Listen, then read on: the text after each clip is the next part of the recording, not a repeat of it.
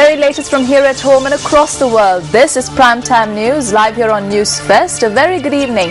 I'm Mahina Bongzo. A very good evening. I'm Shayan Silva. Now, missile movements on the ground and threats from the North Korean military have the world on edge. However, is there really a risk of nuclear war breaking out, or is it more of the same old rhetoric from the North looking to bolster the young new leader? The News First International Desk will cover all angles tonight, but first, let's take a look at the headlines.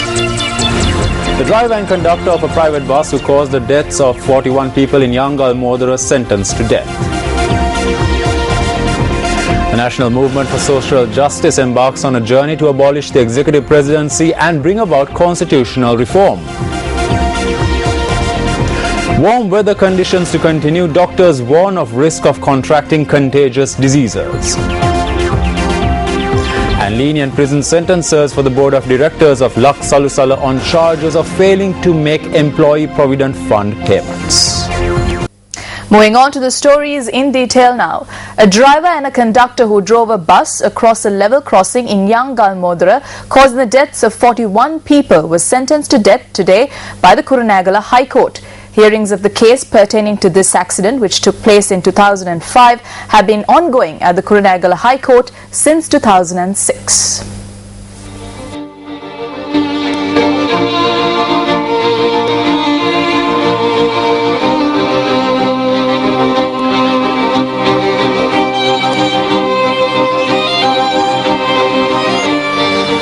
"41 lives were lost when a private bus plying from Galkiriagama to Colombo crossed this closed level crossing. 36 people were injured in the incident. Preliminary investigations revealed that the driver had continued on his lethal journey, regardless of the fact that the boom gates of the crossing had been lowered. The bus approached the level crossing on the wrong side of the road. In the meantime, I saw the conductor carrying a book in his hand, encouraging the driver on. The guard at the gate warned them not to come, that the train was en route. The conductor said it was no problem and asked the driver to come forward.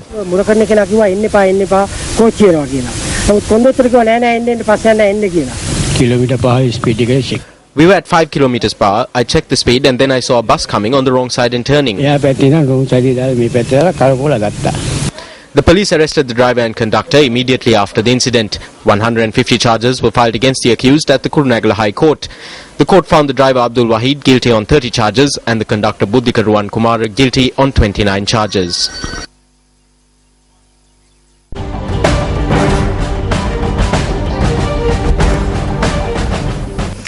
The presenting of the Sun as Patra to symbolize the handing over of elephants to temples was held on the auspices of President Mahinda Rajapaksa. This was initiated by the Ministry of Botanical Gardens and Public Recreation. Elephants were presented to the Gattabarava Rajamahaviharya, Kaluwela Sankapitta Viharya and the Sangha Council of the Amarapura Mahanikaya.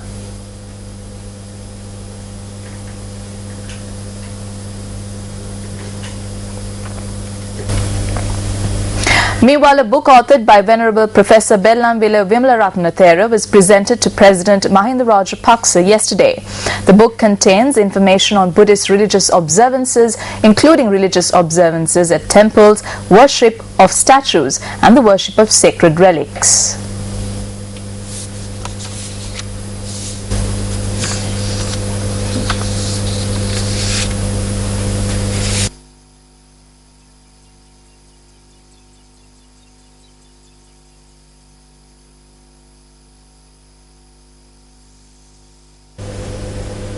The results of the 2012 GCE Ordinary Level Examination were released today, and incidentally 2 students have been ranked first in the island. The 2 students are Dasun Oshada Jayasinghe of Royal College, Colombo and Madhushani Chaturika of Sangamitta Balika Vidyalaya in Galle.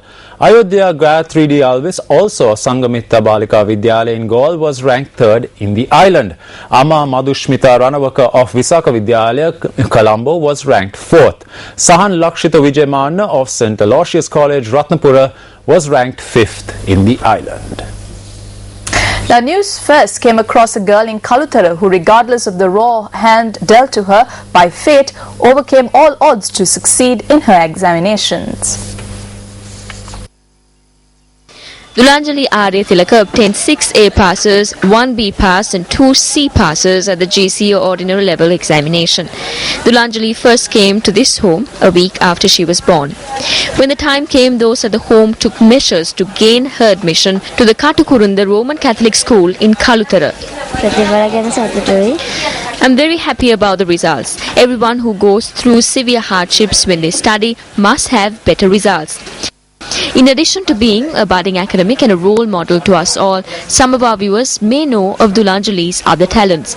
Indeed, she may be familiar to most, given her role in the successful film Punchi Suranganavi.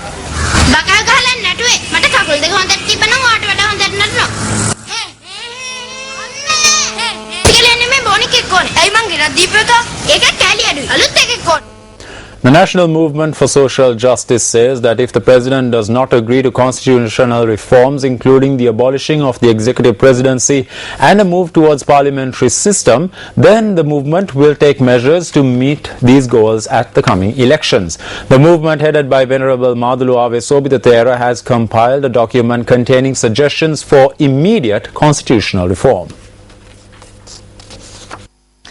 The National Movement for Social Justice believes that the executive presidency must be abolished through a 19th Amendment to the Constitution. The movement suggests that President be elected by Parliament and that the President should appoint as Prime Minister the MP who, in his opinion, commands majority support in Parliament. The movement also proposes that 2 Vice Presidents be elected by Parliament from communities other than the one to which the President belongs. The movement also includes among its suggestions constitutional principles to protect the supremacy of the Constitution. The National Movement for Social Justice has also proposed that the duration of Parliament be limited to 5 years. The movement also proposes that a caretaker government be appointed during the time of parliamentary elections and that the Constitutional Council and independent commissions be established under the 17th Amendment. The movement also suggests that a number of cabinet ministers be restricted to 25. Among the movement's suggestions for immediate constitutional reform are that elections should be held with a mix of the first past, the post and proportional representation systems, and also proposes that MPs who cross over should lose their seats. The National Movement for Social Justice also proposes the passing of a Bill of Rights and also proposes that in order for legislation to be constitutional, bills shall be gazetted at least 2 weeks before being placed in the order paper and that there will be no urgent bills.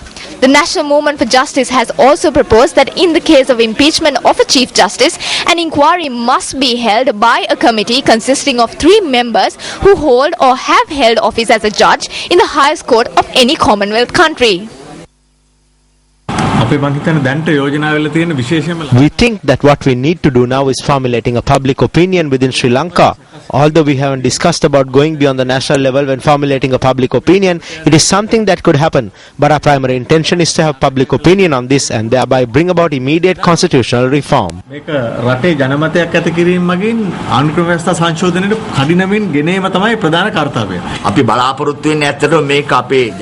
that this will be done by the President himself. He has the best opportunity because, like he said, he has 2/3 majority. An amendment was put forward in 2000 during the time of Chandrika Bandaranaike Kumaratunga. Almost everything we have proposed here was included in it. This is something that was put forward by the Sri Lanka Freedom Party. Therefore, we believe that this will be undertaken by the President. If this does not happen, then we invite others to campaign on the platform of these topics, including the abolishing of the executive presidency and to abolish the executive presidency within 120 days of taking office and hand over power to Parliament. Does that mean you will put forward a common candidate? We have not decided yet. We are saying this to all political parties. You should get together and do this. We are not hoping to put anyone forward at present.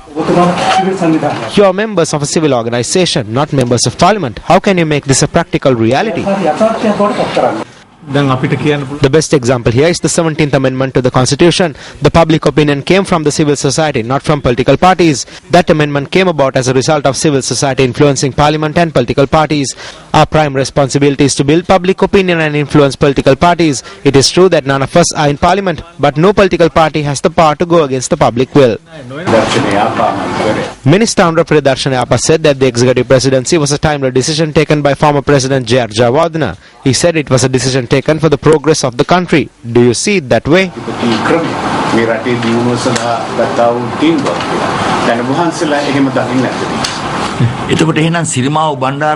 When Sirimawa Bandaranayake put this forward, she was the leader of the party. She even used the phrase, "This would be the end of democracy." Chandrika Bandaranayake is also a leader who came into power from the SLFP. She too said that she would end this on a particular date. President Mahinda Rajapaksa also stated in the Mahinda Chintanaya that he would abolish the executive presidency upon coming into power. This is something that the president has said in the Mahinda Chintanaya. Who was the minister who said that? Should we accept what he says or what all these people are saying?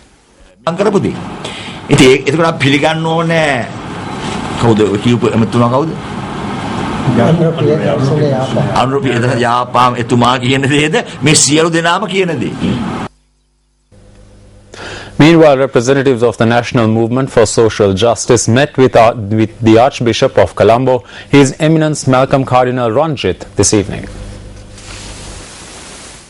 The representatives of the National Movement for Social Justice handed over their suggestions for immediate constitutional reform to His Eminence Malcolm Cardinal Ranjit at this occasion.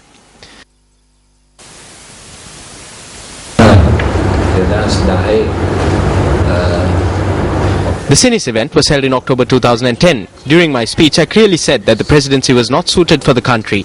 According to this system, power has been vested not in parliament but in the president. The feeling that leadership is service has deteriorated. So this feeling that leadership is service can be restored only if these institutions are made accountable. Therefore, I think and I accept fully that the time is apt to amend the constitution. I think this will be important to ensure that true democracy prevails and to have a government that is accountable to parliament. Yet another episode of the Saturn Political program was aired on our sister channel, Sirasa TV, last night. The topic of discussion at yesterday's debate was Sri Lanka in the face of Indian influence. I view this as pressure exerted on the country. Just as there is pressure from India on Sri Lanka, there is pressure exerted by Sri Lanka on India as well. India is influenced by other states. Sri Lanka is trapped in the problem of not being able to build a national state. However, India has built a national state. Tensions arise when certain national states make policy efforts for their own requirements. I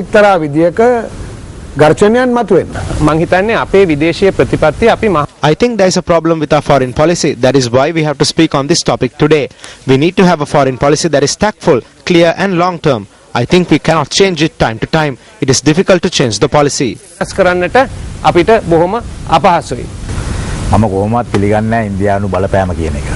I do not accept there is influence from India. In that case, the arrival of Buddhism in the country should be also viewed as an influence. There is Indian influence. Any small nation located close to a powerful nation in the world is influenced by the big nation. But the powerful nations need to have friendly ties with the other nations. We need to know how Sri Lanka should act in the face of Indian influence. That should be Sri Lanka's foreign policy towards India.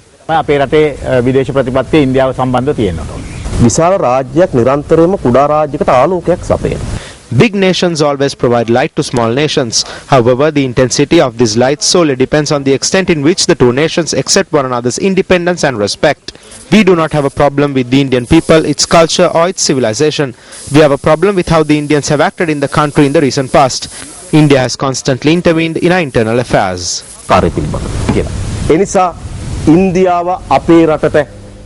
The Colombo Magistrates Court handed down lenient prison sentences of 6 months each for the Board of Directors of Lux Salusala today. The sentences were handed down when the case pertaining to the non-payment of Employee Provident Fund benefits to 650 employees was taken up today.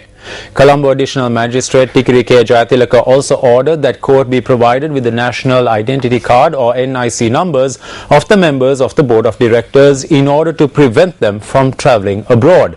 The case had been filed against Lux Salusala by the Labour Commissioner. Appearing on behalf of the employees, Attorney at Law Sarat Soisa said that as a result of the actions of the Board of Directors, EPF payments amounting to 15 million rupees had not been paid.